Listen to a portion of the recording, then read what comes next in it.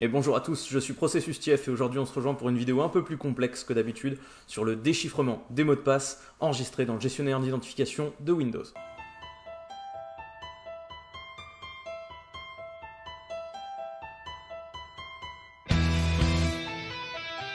Jamendo.com.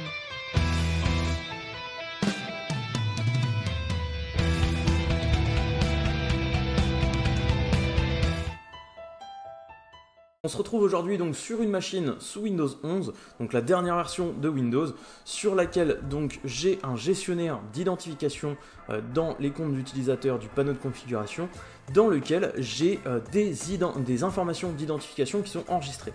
Je vois que ici je suis identifié en tant que processus pour accéder au serveur qui s'appelle Somewhere, et ici en tant qu'administrateur pour accéder à un serveur qui s'appelle Somewhere Else. Et donc le but de la vidéo d'aujourd'hui, ça va être de pouvoir déchiffrer, de pouvoir voir en clair le mot de passe qui est enregistré pour cette ressource. C'est un problème qui est assez connu par la plupart des admin 6. Quand on arrive sur un poste client et qu'on a déjà des informations d'identification qui sont enregistrées, la plupart du temps on dit que c'est pas possible de récupérer le mot de passe.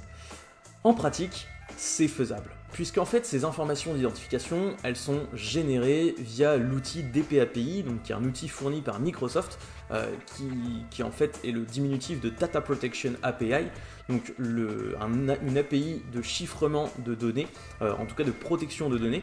Et en fait, cette application DPAPI, elle permet de chiffrer et déchiffrer les données avec un simple appel de fonction dans une DLL de Windows. Alors comme la majorité des outils fournis par Microsoft, cet outil DPAPI, il fonctionne un peu de manière complexe. Les informations d'identification sont enregistrées en fait sur notre poste dans un répertoire AppData sous la forme de fichiers credentials. Et ces fichiers credentials sont chiffrés eux-mêmes avec une clé qui se trouve dans un répertoire, pareil dans AppData, dans un dossier nommé avec le SID de notre utilisateur. Et en fait, ces petits fichiers, dans le répertoire nommé avec notre SID, contiennent une master key qu'on peut déchiffrer avec le hash en SHA-1 du mot de passe de notre utilisateur courant. Et cette master key sert à déchiffrer ensuite le fichier d'information d'identification. Alors, théoriquement comme ça, c'est un peu flou. Je vais vous montrer en pratique comment ça marche. Et pour cela, on va utiliser un outil super connu, puisqu'on ne va pas réinventer la roue, qui s'appelle Mimikatz. Donc notre fichier Mimikatz, je l'ai déjà téléchargé, il se trouve sur le bureau de notre utilisateur courant. Je vais utiliser pour ce tuto la version donc 64 bits. Si j'ouvre un autre explorateur de fichiers et que je me déplace dans %appdata%, on se trouve en fait dans ces deux points user toto qui se trouve être mon utilisateur actuel, AppData Roaming. Ici, j'ai un répertoire Microsoft à l'intérieur duquel j'ai un autre répertoire Credentials. Si je regarde à l'intérieur, ici, ce dossier est vide et pourtant, si je vais dans Afficher, ici, éléments masqués, les éléments masqués sont bien affichés et pourtant, le dossier m'est indiqué comme vide. Alors, ce qui est assez étrange, c'est que si j'ouvre une fenêtre PowerShell en tant qu'administrateur, toc, juste ici. Si j'exécute en tant qu'administrateur, ici j'attends le lancement complet de mon instance PowerShell.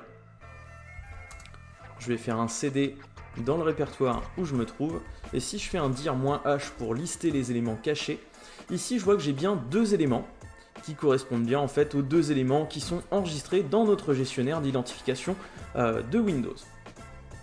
Et donc à partir de là, je vais pouvoir utiliser notre outil Mimikatz. Donc ici, je vais l'appeler avec son chemin absolu. Et donc, quand je lance Mimikatz, je fais un privilège debug pour pouvoir augmenter mon niveau de privilège sur la machine.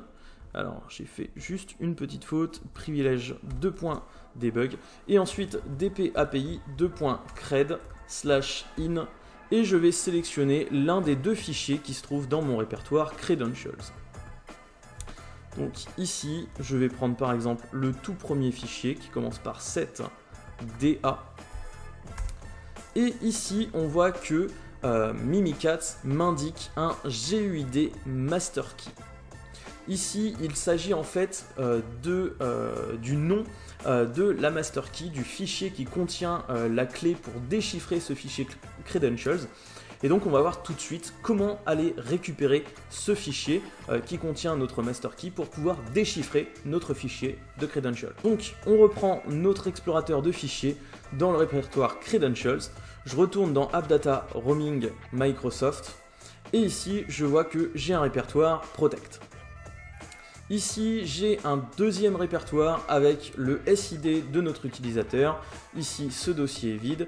Donc de la même façon, si j'ouvre une nouvelle instance PowerShell, que je me déplace dans le répertoire et que je fais un dir-h, je vais voir que j'ai bien des fichiers master key qui existent. J'attends la fin du chargement de mon instance PowerShell. Je fais mon CD, si je fais mon dir-h, ici on voit que j'ai bien deux master keys qui existent, deux fichiers master key. Et donc si je regarde, si je compare les noms par rapport à la GUID master key qui m'était présentée ici, on voit que 24A1A9, ici 24A1A9. Donc en fait, dans mon répertoire, dans mon fichier de credentials, j'ai le nom de la master key qui a permis de chiffrer ce fichier credential.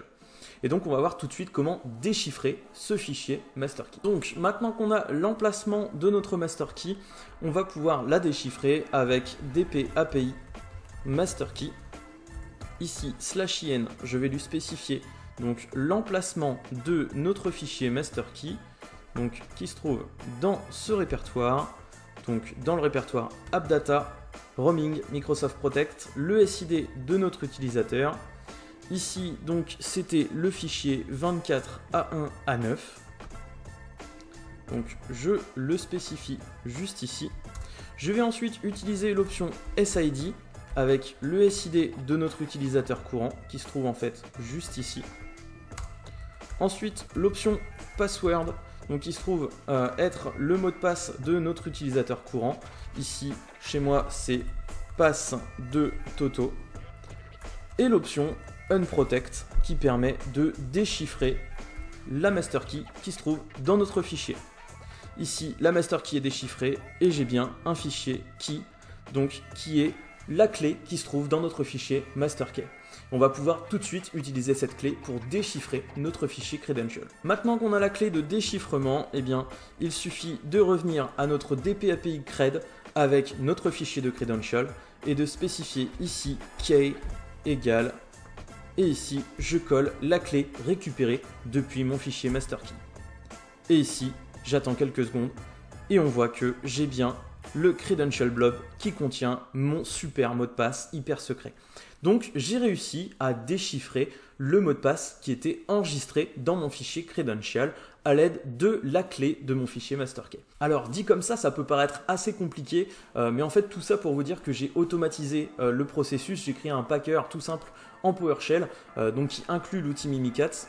Le code source est juste ici, évidemment il sera sur mon GitHub, le lien sera en description de cette vidéo. Je déplace les fichiers de Mimikatz dans un répertoire temporaire, je récupère le SID de l'utilisateur courant, et ensuite je vais récupérer les fichiers qui se trouvent dans AppData Roaming Microsoft Credentials, et pour chaque fichier credential, je récupère sa master key GUID. Ensuite, je récupère donc sa master key GUID dans le répertoire Microsoft Protect avec le SID de notre utilisateur. Et pour chaque fichier master key, je récupère sa clé de déchiffrement avec le password de l'utilisateur courant. Et ensuite, je peux déchiffrer notre fichier credential avec la clé de déchiffrement du fichier master key qui lui est lié. Donc ici, c'est un petit outil qui s'appelle dp API Reverter. Donc je l'ai compilé en exécutable tout simplement. Alors, avec un outil PSH to exe, c'est juste un packer PowerShell vers exe, donc qui nous permet d'inclure notre fichier Mimikatz. Ici, j'ai juste à double-cliquer sur notre outil, j'ai une fenêtre PowerShell qui s'ouvre et qui va me demander le mot de passe de notre utilisateur courant, puisque évidemment, on a besoin d'avoir le mot de passe de l'utilisateur courant ou en tout cas son hash SHA-1 pour déchiffrer les fichiers master key. Donc ici, c'est pass de Toto. Je clique sur OK et ici donc notre outil va récupérer donc l'ensemble des fichiers credential, va récupérer ensuite les fichiers master key qui leur sont liés Et ici, voilà, je récupère donc mes fichiers d'information d'identification. Je vois que j'ai ma target somewhere, donc c'est exactement ce que j'avais dans mon panneau de config ici. Je vois que j'ai un somewhere processus, donc ici somewhere processus avec mon super mot de passe hyper secret. Et ici somewhere else enregistré en tant qu'administrateur, donc somewhere else administrateur. Et ici j'ai mega secured password. Donc voilà, j'arrive à déchiffrer les mots de passe enregistrés avec DPAPI dans le gestionnaire d'information d'identification de Windows. Ce qu'il faut savoir, c'est que DPAPI est également utilisé par Chrome, par Dropbox, par iCloud. Bref, c'est vraiment un outil qui est assez largement utilisé et donc c'est pas indéchiffrable. On peut très bien le retrouver avec soit le mot de passe de notre utilisateur, soit le hash en SHA-1 du mot de passe de notre utilisateur. Évidemment, ça peut être brute forcé. Donc bref, personne n'est à l'abri de ça. Donc faites très attention si vous laissez votre PC ou même votre répertoire AppData ou autre. Bref, c'est quelque chose à savoir. C'est une des vulnérabilités aussi qui peut être exploitée. N'importe quel mot de passe qui est enregistré, même s'il est chiffré sur une machine, peut être retrouvé du moment qu'on a le bon algo et les bonnes données derrière pour le récupérer. Voilà, c'est tout pour aujourd'hui. Comme je vous ai dit, c'était une vidéo un peu plus complexe que d'habitude. Alors je vous le rappelle, le code source et le fichier compilé en exécutable seront dispo sur mon GitHub. Le lien sera en description de cette vidéo. Si vous avez aimé cette vidéo, n'hésitez pas à mettre un petit pouce bleu, à vous abonner à la chaîne si ce n'est pas déjà fait. Moi je vous dis à très vite pour de nouvelles vidéos et d'ici là, portez-vous bien.